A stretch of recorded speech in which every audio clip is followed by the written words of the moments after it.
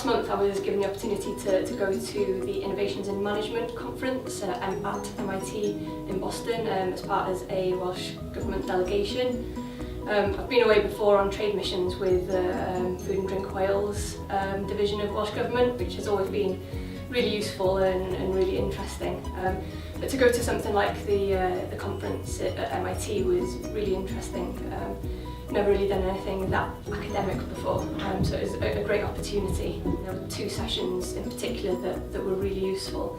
The first was in managing in turbulent times, which with Brexit coming up obviously is something that we should all be thinking about within businesses in the UK. So one thing that taught us was it gave us a questionnaire which measures your business resilience, which is going to be really interesting. We've obviously done it on the business now, and it's a measure that we're going to use in future business plans and see if we can improve in that respect.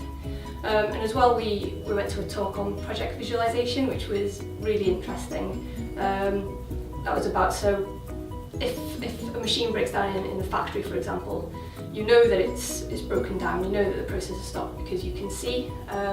With projects, things like product development, for example, it's a lot more difficult, so quite often projects can run for weeks before anybody notices that actually it's not moved on at all from where it was at 2 weeks ago.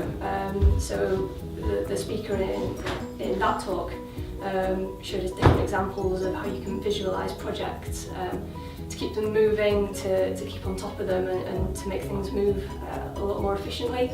So that's two things that we learned from the MIT conference, and we'll be implementing them at Plas Farm. So that was excellent. So thank you to MIT and to Welsh Government for giving us the chance to go away to something as useful as that.